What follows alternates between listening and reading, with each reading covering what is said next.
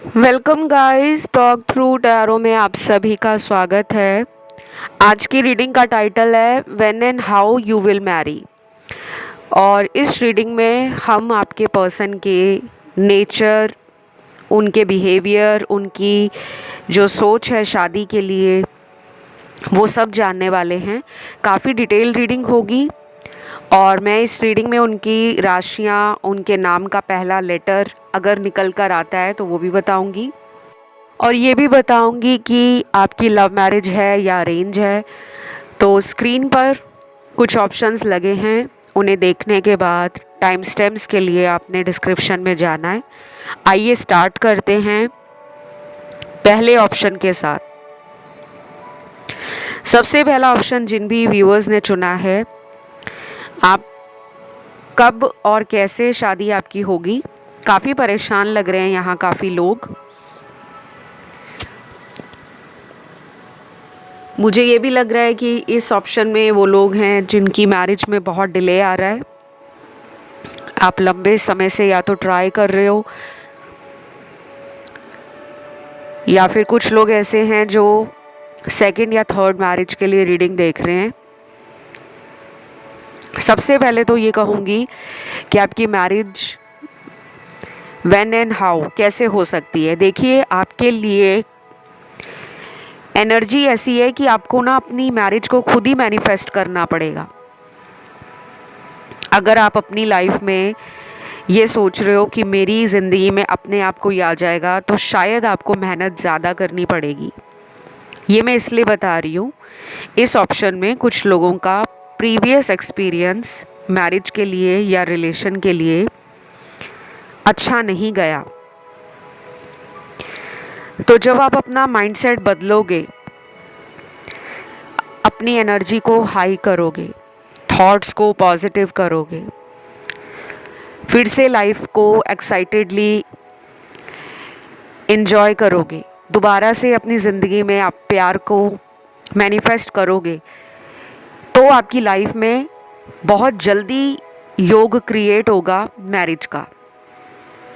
कुछ योग हमारी कुंडली में पहले से ही बने होते हैं, लेकिन वो एनर्जी मैनिफेस्ट नहीं हो पाती क्योंकि हमारे थॉट्स नेगेटिव हो जाते हैं शादी के लिए, प्यार के लिए, लोगों के लिए। सिंपल सा आपको मैं उदाहरण देना चाहूँगी। जैसे कोई इंसान है, उसने किसी को प्यार किया, रिलेशन कई सालों तक लंबा चला। शुरू शुरू में वो रिलेशन बहुत ही ब्यूटीफुल रहा, उसमें रोमांस भी था, पैशन भी था, इमोशंस भी थे, और उस रिश्ते में कहीं ना कहीं ट्रस्ट भी था कि आगे चलकर ये रिलेशन मैरिज में बदलेगा। लेकिन वो रिश्ता आगे चलकर मैरिज में बदलता नहीं है। तो जो इंसान होता है जिसने पूरी उम्मीद लगाई होती है कि ये तो मुझे धोखा नहीं देगा, और उसी से धोखा मिल जाता है, तो कहीं ना कहीं हमें मैरिज या हमें रिलेशन में विश्वास नहीं रहता। तो कुछ लोगों को यूनिवर्स कह रहे हैं कि आप उसी तरीके से अपने आप को रेडी करना शुरू कर दो। अपने माइंड, बॉडी एंड सोल की एनर्जी को अलाइनमेंट में लेकर आओ कि मैं मैरिज के लिए रेडी हूँ। और ये आपने फील भी करना है अंदर से।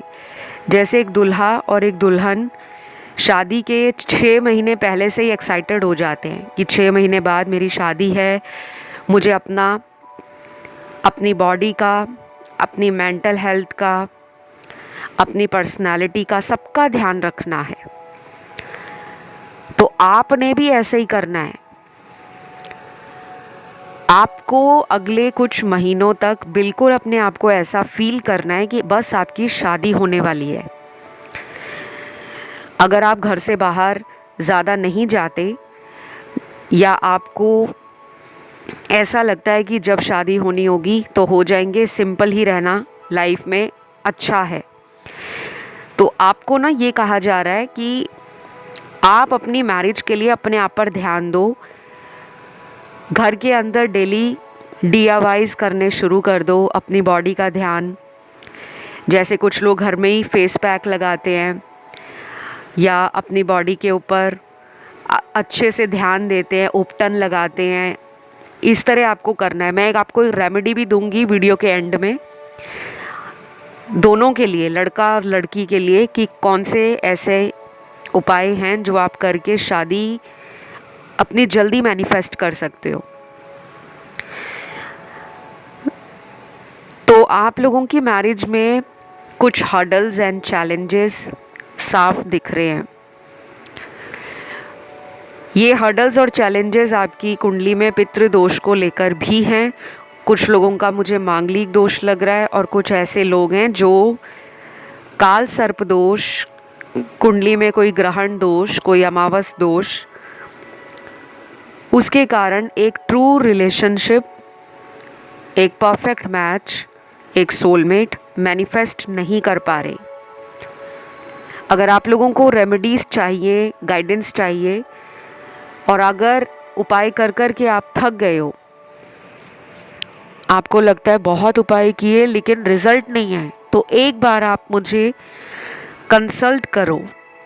डिटेल आपको डिस्क्रिप्शन में ज़रूर लगे हुए मिल जाएंगे, वहाँ जाके आप रीच आउट कर सकते हो, क्योंकि कुछ प्रॉब्लम्स आपकी मैरिज को लेकर मुझे दिख रही हैं जो बनी हुई हैं लंबे समय से। तो अब हम बात करते हैं आपके पार्टनर की, जिनसे आपकी शादी होगी, वो कैसे होंगे। ये पर्सन पहले नंबर पे तो मुझे लग रहा है आपसे बहुत ही अलग हैं, डिफरेंट है। और ये पर्सन ना मुश्किल में कैसे अपने आप को संभाल कर रखना है, चाहे इनकी लाइफ में कोई बहुत बड़ी प्रॉब्लम आ जाए या कोई छोटी मोटी प्रॉब्लम हो, तो ये अपने आप को ना बहुत जल्दी हारते नहीं हैं, अपने इमोशंस को हारते नहीं हैं, अपने हिम्मत को हारते नहीं हैं, अपने आप को हारते नहीं हैं। इनके अंदर जीत का एक बहुत बड़ा जुनून रहता है। ये एक पैशनेट पर्सन है। ये पर्सन लाइफ में बहुत सारे ऐसे लोगों को देख चुके होंगे शादी से पहले, जो इनके लिए कहीं ना कहीं सेल्फिश निकले, अपना मतलब निकाला, चले गए। कुछ रिलेशनशिप्स भी इनके लिए ज़िंदगी में प्रॉब्लमैटिक रहे होंगे, क्योंकि इन्होंने पास्ट में कार्मिक लोगों से डील किया है आपको मिलने से पहले। और मुझे आपकी कहानी भी कुछ कुछ इनके साथ मिलती हुई नज़र आ रही है। हो सकता है आपकी लाइफ में भी कोई सीरियस रिलेशन काफ़ी लंबे समय तक चला हो, 5 साल, 7 साल, 9 साल, 12 साल या उससे भी ज़्यादा। ये मैं जनरल प्रेडिक्शंस दे रही हूँ, क्योंकि ऑनलाइन टैरो रीडिंग में 99% जनरल प्रेडिक्शंस ही होती हैं, क्योंकि वो आपकी पर्सनल टैरो कार्ड रीडिंग नहीं होती, जिसमें 1 to 1 एनर्जी को देखा नहीं जाता। कलेक्टिव लेवल पर एनर्जीज़ को पिक किया जाता है और फिर आपको बताया जाता है। मैरिज कंसल्टेशन आप चाहे टैरो से चाहे एस्ट्रोलॉजी से मेरे साथ ले सकते हो, क्योंकि ये चीज़ें आप लोगों को डिटेल में अगर जाननी है कि कब तक शादी होगी, कैसे होगी, परिवार या ससुराल कैसा मिलेगा, और शादी के बाद लाइफ कैसे होने वाली है, तो मैं बहुत डिटेल रीडिंग्स देती हूँ, मैरिज की हो, करियर की हो या लाइफ की किसी भी प्रॉब्लम की हो। कुछ लोगों को यहाँ पे उपाय करने पड़ेंगे, अदरवाइज़ आपकी शादी में डिले और भी आ सकता है, क्योंकि आपके कुछ पास्ट लाइफ कर्मास जो हैं मैरिज को लेकर वो अभी तक रिजॉल्व नहीं हुए। इसीलिए आपकी लाइफ में ऐसे लोग बार बार आ रहे हैं जिनसे आपको प्यार होता है, लेकिन वो प्यार शादी में कन्वर्ट नहीं होता। तो ये जो पर्सन है,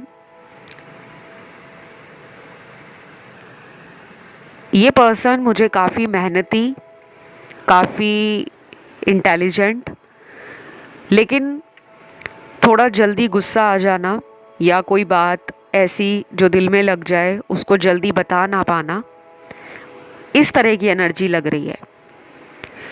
लेकिन मैरिज के बाद आप दोनों का ये रिलेशन बहुत स्मूथली, बहुत ब्यूटीफुली ग्रो करेगा।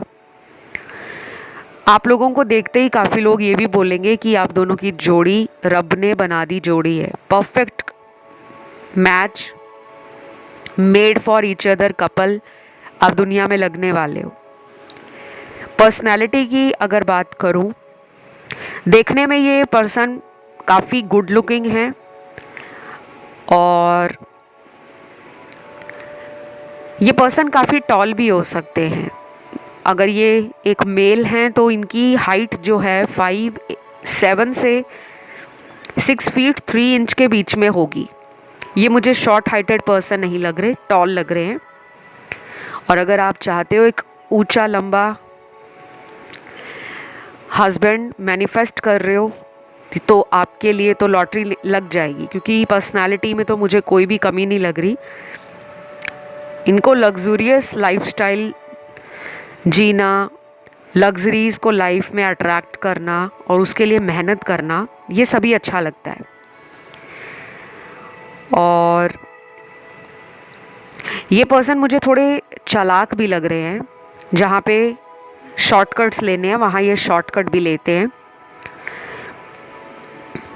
इनको ज़िंदगी में कई लोगों से काफ़ी अच्छी गाइडेंस भी मिली है। ऐसा नहीं है कि इनके सभी दोस्त मतलबी निकले हैं। कुछ ऐसे दोस्त इनको लाइफ में ज़रूर मिले हैं जिनके द्वारा इन्होंने अपने जीवन में कुछ बड़ा भी अचीव किया होगा। जैसे किसी ने इनको गाइड कर दिया कि तुम ये वाला काम शुरू कर दो, तो ये सबकी सुनते होंगे, लेकिन फिर भी लक इनको फेवर करता है। इस पर्सन को ना घूमना फिरना बहुत अच्छा लगता है, खाने पीने के शौकीन होंगे और हो सकता है कि मैरिज से पहले वेट वगैरह बढ़ा हो, लेकिन ये पर्सन काफ़ी कॉन्शियस रहते हैं। जैसे कुछ लोग हैं ना कि कभी कभी जंक फूड खा लेंगे, लेकिन उसके बाद कुछ दिनों के अंदर ही वो अपने आप को मेंटेन कर लेते हैं। मतलब इनको पता है कब कैसे बैलेंस करना है। और अगर ये फीमेल है तो इनकी हाइट जो है वो 5'4" से लेकर 5'9" के बीच में होने वाली है। इससे ज़्यादा हाइट मुझे नहीं लग रही और इससे कम भी मुझे काफ़ी लोगों के पार्टनर की हाइट नहीं दिख रही। आपकी जो फीमेल पार्टनर होगी ना, ये पर्सन म्यूज़िक लवर होगी, होमली होंगी, ट्रेडिशनल भी होंगी विचारों से, लेकिन मॉडर्न थिंकर हैं। अपनी बातों के लिए स्टैंड लेना, सारे घर परिवार का सम्मान करना, सबको साथ लेकर आगे चलना। मतलब एक सुलझा हुआ पर्सन आपकी वाइफ और हस्बैंड मुझे दिख रहे हैं, क्योंकि इन्होंने प्रीवियस एक्सपीरियंस अपनी लाइफ में और लोगों से कड़वा लिया है। तो जब इंसान को कोई कड़वा अनुभव मिलता है फिर उसको मीठे की कद्र होना शुरू हो जाती है। तो ये अपने आप में एक मीठा इंसान है, जिसकी बातें लोगों को हील करेंगी, जिसकी गाइडेंस पे लोग चलना शुरू कर देंगे, क्योंकि इनकी बातों में वो वैल्यू, वो वेट होगा, वो वजन होगा जो लोग अपनी ज़िंदगी में मांगते हैं। करियर वाइज या प्रोफेशन के लिए ये पर्सन बहुत ड्रिवन है, मेहनती तो शुरू से ही लग रहे हैं। चाहे अपनी फैमिली से सब कुछ मिला हो, लेकिन हमेशा अपने आप में कुछ नया करते रहना, नया सीखते रहना, ज़िंदगी में ग्रो करना, उस पर ये बहुत बिलीव करते हैं। गिफ्ट वगैरह भी देना अच्छा लगता है और गिफ्ट्स लेना भी अच्छा लगता है। पर ये पर्सन ऐसा नहीं है कि जो साल में एक बार मैरिज एनिवर्सरी या फिर बर्थडे के लिए वेट करते हो या वेट करवाते हो। इनको रोमांटिक रहना, रोमांटिक फील करवाना अपने पार्टनर को, और ट्रैवल डेस्टिनेशंस की एक अच्छी लंबी चौड़ी लिस्ट इनके पास मिल जाएगी। अपने कंट्री में ट्रैवल करना हो या फॉरेन लैंड में ट्रैवल करना हो, ये दोनों में ही इंटरेस्ट लेंगे। बाकी इनको आप तब मिलोगे गाइस जब आप पास्ट को लेट गो करोगे। आपको ना कुछ उपाय करने पड़ेंगे। रेमेडी के तौर पे मैं आपको उपाय बता देती हूँ कि डेली आप 43 डेज़ लगातार दिन में एक बार अपनी बॉडी पर हल्दी का लेप लगाना शुरू करें। जैसे शादी होने से पहले हल्दी का लेप लगाते हैं। अगर आप वर्किंग हो या आप किसी भी तरीके से डेली बिजनेस पे जाते हो और रोज़ के लिए आपके पास संभव नहीं है, तो आपको घर आकर शाम के समय अपनी बॉडी पर लगाना है और कम से कम 15-20 मिनट लगाकर फिर आपने नहा लेना है। और ये आपको करना डेली पड़ेगा 43 डेज़। उसके बाद चाहे आप थर्सडे के थर्सडे ये कर सकते हो। और मेल्स के लिए मैं कहूँगी कि आप अपने आप को पास्ट से रिलीज़ करो। कोई रिलेशन आपका चला नहीं है पास्ट में, तो उसके बारे में ज़्यादा सोचना नहीं है। सैड सॉन्ग्स, सैड कोट्स ये आपने ना अपने मोबाइल पर लगाने हैं ना देखने हैं, आपको उससे डिटैच होना होगा। और 43 डेज़ लगातार आपने किसी गौशाला में जाकर, जहाँ पे गायें वगैरह बंधी रहती हैं, वहाँ पर आपने काऊ को फीड देना है, हरा चारा खिलाना है या हरी कोई सब्ज़ी, पत्तेदार सब्ज़ी, चाहे वो पालक है जिसे हम स्पिनच कहते हैं, इस तरह का कोई हरा चीज़ गाय को खिलानी है या कोई मीठी चीज़ खिलानी है। कोशिश करें वो 43 डेज़ लगातार करें आप, उसके बाद नहीं रिपीट करनी। तो ये 2 रेमेडीज़ आप लोग फॉलो करो। और राशियाँ तो मुझे सारी ही दिख रही हैं, नाम का लेटर मुझे एग्जैक्टली यहाँ पे दिखा नहीं है। तो आई होप ये रीडिंग आपको अच्छी लगी हो गाइस। और मुझे कुछ लोगों के लिए सीरियसली उनकी कुंडली में कुछ दोष नज़र आ रहे हैं। और अगर एज आपकी 30+ हो गई है या 35+ हो गई है, मैरिज नहीं हो पा रही, तो डेफिनेटली आपकी कुंडली में कोई दोष है। जितना जल्दी उसका रेमेडी करोगे उतने बंद दरवाजे खुलेंगे, अच्छे अच्छे जो प्रपोज़ल हैं वो लाइफ में आने शुरू हो जाएंगे। आज के लिए इतना ही है। कमेंट में लिख दो मैरिज थैंक यू गॉड, ताकि शादी हो जाए, और भगवान को आप थैंक यू लिख दो। वीडियो को लाइक दे दो, चैनल को सब्सक्राइब कर लो। मैं बढ़ती हूँ आज के दूसरे ऑप्शन की तरफ। तो जिन्होंने भी ऑप्शन 2 चुना है, आप लोगों के लिए मैरिज को लेकर बहुत सारी सोच आपकी नज़र आ रही है कि आप बहुत ज़्यादा अपनी सोच में ही कैद हो जाते हो, या तो आपकी मैरिज में इतना डिले हो चुका है कि आपके अंदर एक डर आ गया है कि पता नहीं मेरी शादी होगी या नहीं। तो यहाँ पे 70% लोगों की मैरिज में डिले है। अगर एज 30+ हो गई है, 35+ हो गई है, 40+ हो गई है, शादी नहीं हो पा रही, तो डेफिनेटली आपकी कुंडली में कुछ ऐसे ग्रहों का दोष है। वो कोई भी दोष हो सकता है। अगर आपका बर्थ चार्ट बना हुआ है तो आप मुझसे अपनी कुंडली दिखा सकते हो। और अगर आपका हॉरोस्कोप या बर्थ चार्ट नहीं बना, आपको एग्जैक्ट अपने बर्थ डिटेल्स नहीं मालूम, फिर भी कोई प्रॉब्लम नहीं है। आप टैरो कार्ड से अपनी मैरिज में आ रही समस्याओं के बारे में भी जान सकते हो, उनके उपाय भी जान सकते हो। लेकिन आपको पास्ट की एनर्जी से कट क्लियर कैंसिल करना पड़ेगा अपने आप को।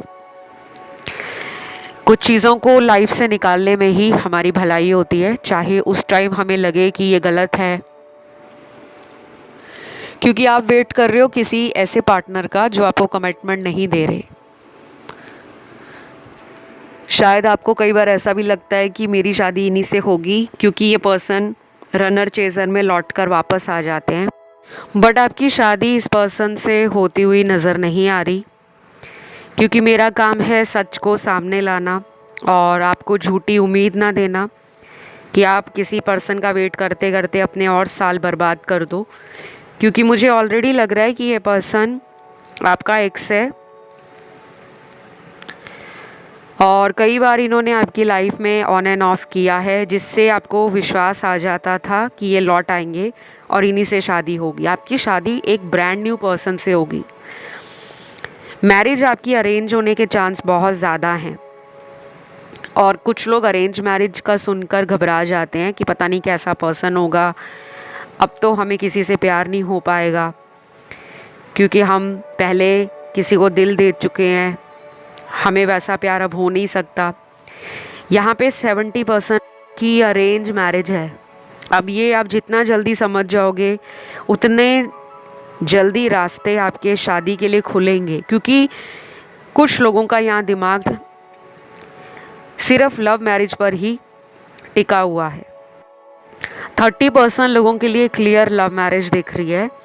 और मैरिज के लिए आपको ऑलरेडी अगर रिश्ते आ रहे हैं तो आपको उन रिश्तों को बहुत ही जल्दी हाँ करने की बजाय अपना टाइम लेकर हाँ करना है, क्योंकि कुछ लोग ऐसे होते हैं जिनका एज 30 क्रॉस कर जाता है या 35 क्रॉस कर जाता है, तो वो लोग सोचते हैं कि जो रिश्ता आया है वहीं पे शादी कर लेते हैं।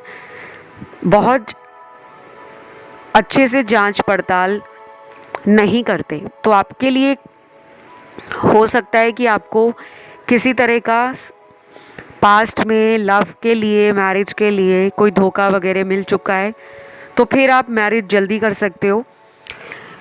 और जिन लोगों को ऐसा कोई भी रिश्ता अभी तक मैनिफेस्ट ही नहीं हुआ कि रिश्तों की ही कमी है, रिश्ते नहीं आ पा रहे, तो उनके लिए कहा जा रहा है कि आप कुछ रेमेडीज़ करो।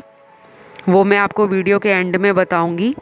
मेल हो या फीमेल हो, जिनको अच्छे रिश्ते मैनिफेस्ट नहीं हो पा रहे या आपने तमाम तरह के उपाय कर लिए हैं फिर भी शादी नहीं हो पा रही, फिर तो आपकी कुंडली में कोई ऐसा दोष ज़रूर होगा जो आपकी मैरिज को डिले कर रहा है। तो यहाँ पर जिनसे आपकी शादी होनी है वो पर्सन कैसे हैं? देखिए, ये पर्सन देखने में गुड लुकिंग होने के साथ साथ ब्रेन स्मार्ट भी हैं। इनका दिमाग भी बहुत तेज है। ये एक अच्छे कम्युनिकेटर हैं। इनकी बातें सामने वाले पर प्रभाव डालती हैं। ये जल्दी फैसला लेने में विश्वास रखते हैं। ये चीज़ों को टालते नहीं हैं। ये पर्सन लाइफ में सक्सेसफुल होना चाहते हैं, अमीर बनना चाहते हैं, सोसाइटी में अपना स्टेटस, रिस्पेक्ट और अपनी फैमिली इमेज को लेकर हमेशा कॉन्शियस रहते हैं।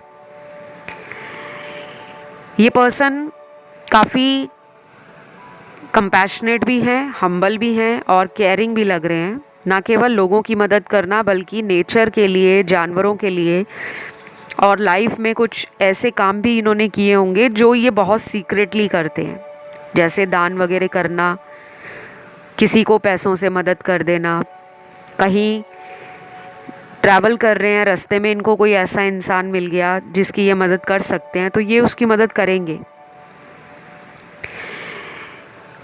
स्कूल टाइम में और कॉलेज टाइम में ये अच्छे स्कॉलर वगैरह भी रहे होंगे, पढ़ाई लिखाई में तेज दिख रहे हैं। और कुछ लोगों के पार्टनर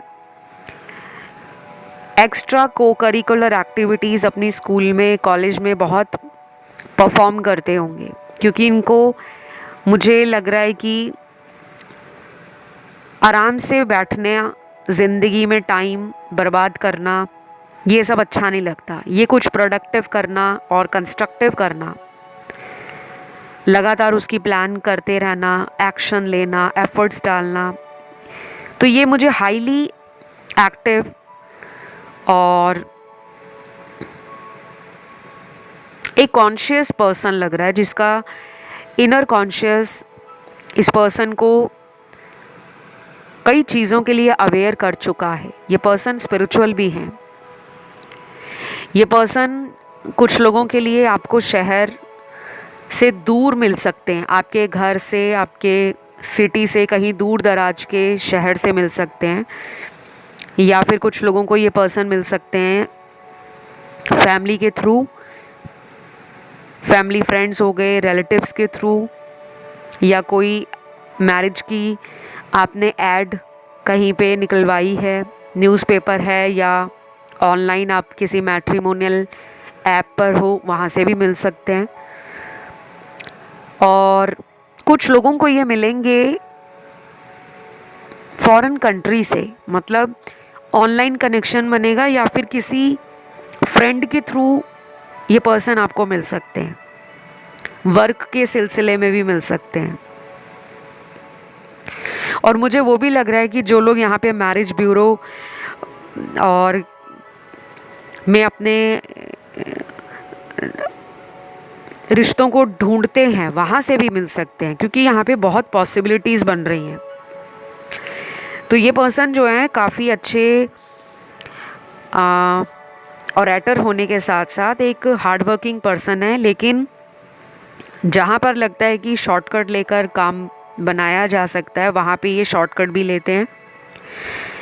पैसों को सोच समझ कर खर्चते हैं। ये बहुत ज़्यादा स्पेंड थ्रिफ्ट नहीं लग रहे कि बहुत खुले हाथों से खर्चा करते हैं, नहीं, ये काफ़ी सोच समझ कर पैसे स्पेंड करेंगे। मुझे लगता है आप दोनों में से कोई एक होगा जो पैसा ज़्यादा खर्चने और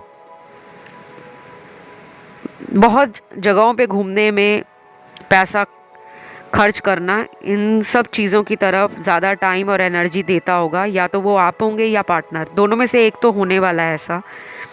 लेकिन बाकी मेजॉरिटी लोगों में ये पर्सन मुझे बहुत ज़्यादा खर्चीले नहीं लग रहे। कुछ लोगों को लग सकता है कि ये थोड़े कंजूस हैं, बट ये कंजूस नहीं है। ये पर्सन ऐसे हैं जहाँ पे ज़रूरत होगी वहाँ पे ये पैसे बहुत अच्छे से खर्चेंगे, और ये समय समय पर आपको घुमाने के लिए ले जाएंगे, और इनको भी घूमना अच्छा लगता है।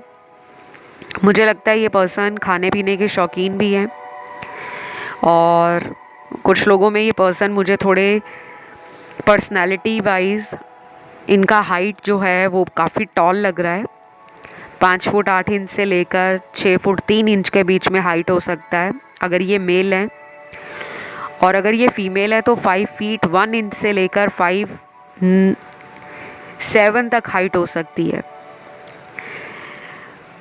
और मेल पार्टनर जो आपके हैं ना, ये काफ़ी हेल्थ कॉन्शियस भी होंगे। अब आप कहोगे खाने पीने के शौकीन भी और हेल्थ कॉन्शियस भी हैं, बिल्कुल ऐसे कई लोग होते हैं जो सब कुछ खाते हैं, जंक फूड भी खाते हैं, स्ट्रीट फूड भी खाते हैं, फास्ट फूड भी खाते हैं, घर का खाना भी खाते हैं, बाहर की अलग अलग जगहों पर जाना, खाना ट्राई करना, नए रेस्टोरेंट्स को एक्सप्लोर करना, नई कुजीन्स, नई प्लेसेस, लेकिन फिर भी बॉडी को मेंटेन रखते हैं। यहाँ पे 70% लोगों का पार्टनर ऐसा ही है। लग्जरीज का शौक़ होगा, लेकिन लग्जरीज के पीछे अपनी सेविंग्स को कॉम्प्रोमाइज़ नहीं करेंगे। जहाँ पे इनको लग्जरीज में इन्वेस्ट करना अच्छा लगता है, उतना ही मेहनत करके पैसा बढ़ाने में भी विश्वास रखते हैं। ब्रांडेड कपड़े पहनने का शौक़ हो सकता है, शायद बॉडी पे कहीं टैटू भी हो इनके।